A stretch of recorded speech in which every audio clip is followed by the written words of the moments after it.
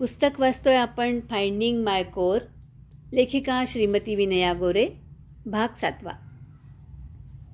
आमचं एक बेडरूमचं छोटंसं अपार्टमेंट होतं. हेर आणि फ्राऊ म्हणजे शुद्ध मराठीत श्री व सौ आमचे घरमालक.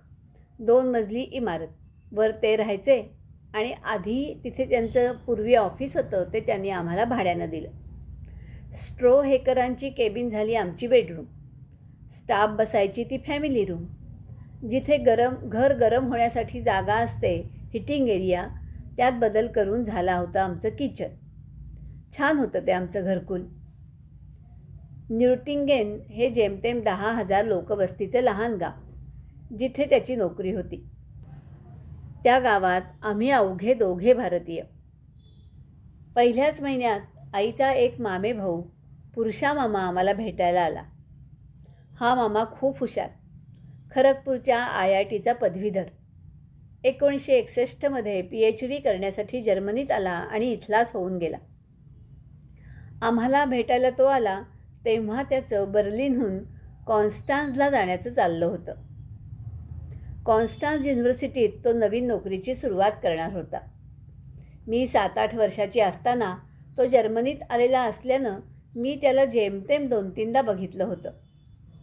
मी खूप लहान असल्यानं त्याच्याशी 1-2 वाक्य सोडून फारसं बोलणंसुद्धा कधी झालं नव्हतं. त्याची जर्मन बायको अडेल मामी लग्नानंतर कोल्हापूरहून विमल मावशीकडे आली होती तेव्हा मी त्या दोघांना भेटले होते. मामी परदेशी असल्याचं आम्हा मुलांना फार अप्रूप वाटलं होतं. पुरुषा मामा भेटायला आला. तो आला पत्ता विचारत. फ्राऊ स्ट्रोहेकर त्याला आमच्या घरी घेऊन आल्या. येता येता त्यांनी माझ्याबद्दल एक मजेशीर तक्रार त्याच्याजवळ केली की मी केलरचं दार उघडं ठेवते. केलर म्हणजे तळघरातली खोली. दार बंद केलं की त्या खोलीचा उपयोग डीप फ्रीजर म्हणून. त्यामुळे आत ठेवलेले पदार्थ खराब होऊ नयेत म्हणून या केलरचं दार कायम बंद. मी मात्र हे माहीत नसल्यानं भारतीय मानसिकतेतून दरवाजा सतत उघडा ठेवायचे. तेव्हा मला खऱ्या अर्थानं भाषेचं महत्त्व कळलं. पुस्तकी भाषा वेगळी, बोलीभाषा वेगळी. मी येताना जर्मन भाषेचे प्राथमिक धडे गिरवले होते, पण ती होती पुस्तकी शहरी भाषा. आम्ही राहत होतो त्या प्रांताची बोलीभाषा वेगळी. तशीही दर 10 कोसांवर भाषा बदलते अशी म्हण आहेच की. आपल्याकडे नाही का, वऱ्हाडी, कोल्हापुरी, मालवणी, पुणेरी या बोलीभाषा वेगळ्या आहेत, तसंच. फ्राऊ स्ट्रोहेकर भरपूर हातवारे करून बोलायच्या. म्हणजे पुन्हा ती एक शारीरिक भाषा हा अजून एक प्रकार झाला. भाषेतून संवाद होणं महत्त्वाचं असतं हे तेव्हा ठळकपणे कळलं. कारण फ्राऊ स्ट्रोहेकर पुढे जर्मनीतली माझी आई झाली.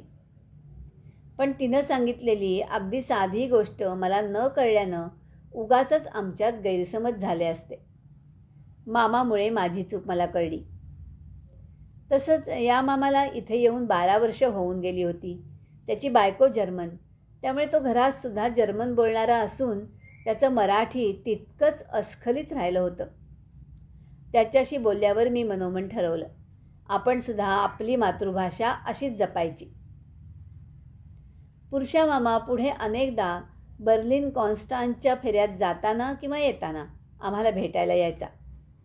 त्यानं जर्मन लोकांची मानसिकता, त्यांचे रीतिरिवाज मला समजावले. किती साध्या साध्या गोष्टी काहीतरी महत्त्वाचं सांगून जातात.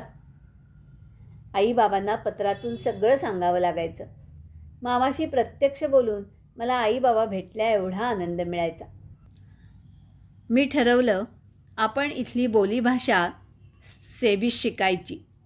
स्थानिक लोकांशी बोलायला, ट्रेन स्टेशनवर चौकशी करायला, खरेदी करायला मला तिथली स्थानिक भाषा गरजेची वाटली. लहान मूल जसं आजूबाजूच्या लोकांचं बोलणं ऐकत भाषा शिकतं तसं मी शिकू लागले. तेव्हा माझं एक ठरलेलं वाक्य, लांगझाम बिट म्हणजे कृपया सावकाश बोला. स्ट्रोहेकर जोडप्याची मला यात सर्वात जास्त मदत झाली. ते कधीकधी माझ्याशी मला समजणाऱ्या पुस्तकी जर्मनमध्ये बोलून सेबिशमध्ये त्याचं भाषांतर कसं होईल ते सांगायचे. Work work to build a house या अर्थाची एक सेबिश म्हण शाफ शाफ हाऊसले बॉ हे माझं ब्रीज झालं होतं, कारण मला घर हवं होतं. आमची ओळख झाली बिराडकरू आणि घरमालकाशी. पण ती मुलगी आणि आईबाबा या नात्यात कधी कशी बदलली ना त्यांना कळलं ना मला. मी त्या गावातली काळे केस असलेली साडीसारखा वेगळा पोशाख घालणारी पहिली भारतीय मुलगी.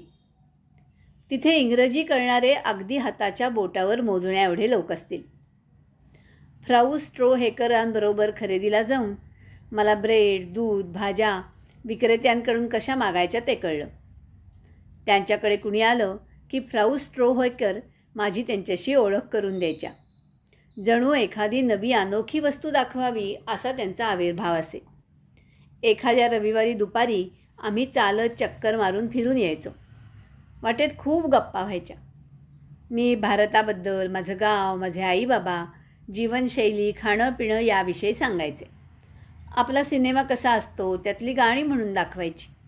माझं तेव्हाचं महत्त्वाचं स्वप्न एक बंगला बने न्यारा हे गाणं मी सतत गुणगुणत असे. कुठल्याच विषयाचं बंधन नसलं तरी दोघांकडून भरपूर हातवारे केले जायचे, जेणेकरून भाषा समजणं सोपं व्हावं. तरीही हळूहळू आम्हाला एक दुसऱ्यांचं बरचसं कळायला लागलं.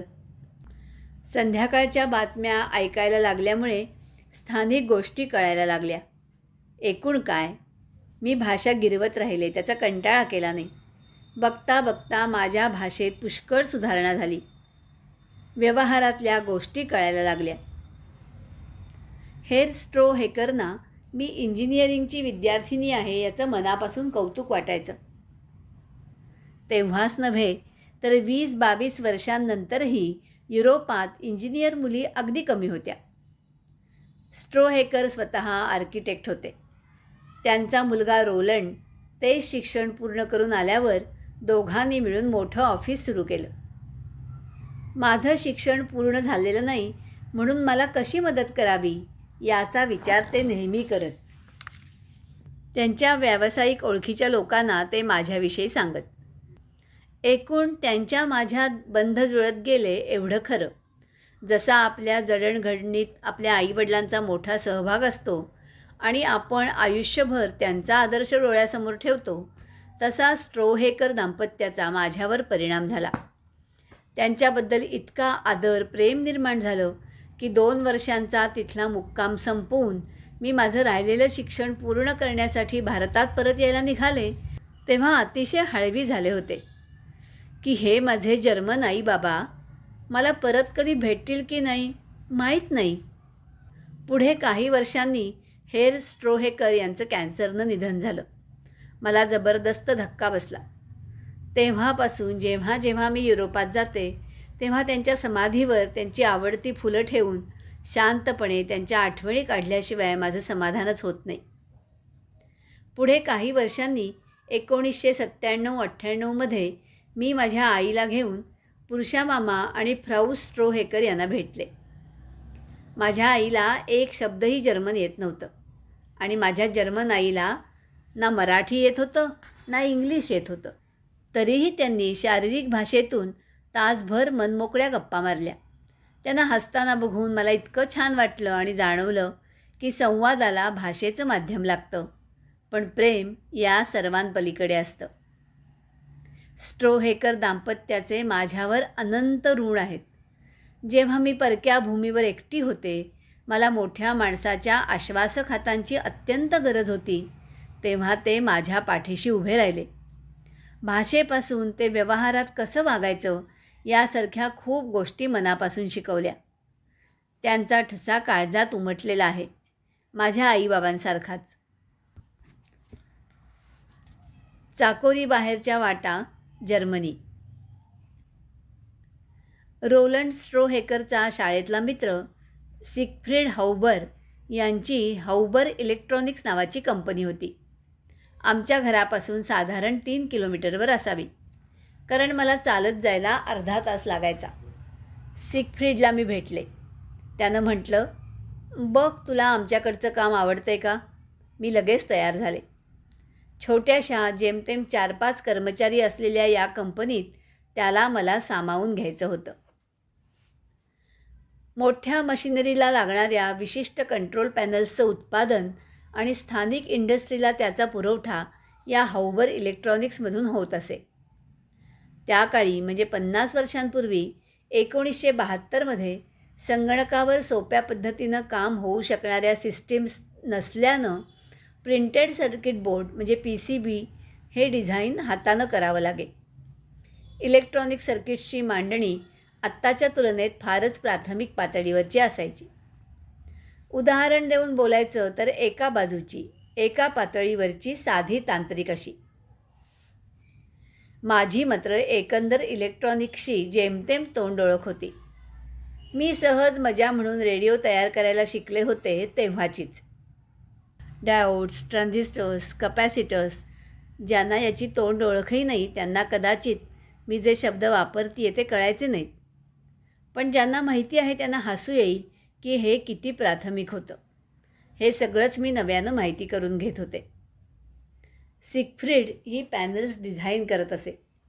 त्या डिझाईन्सवरून घटकांचा आकार आणि आकारमान बघून कुर्झ हा आमचा टीम लीडर बोर्डवर त्याची मांडणी करायचा.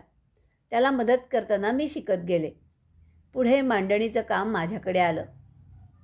जर्मन लोक भयंकर परफेक्शनिस्ट असतात असं मीच नव्हे तर जग म्हणतं. हा कुर्झही त्याला अजिबात अपवाद नव्हता.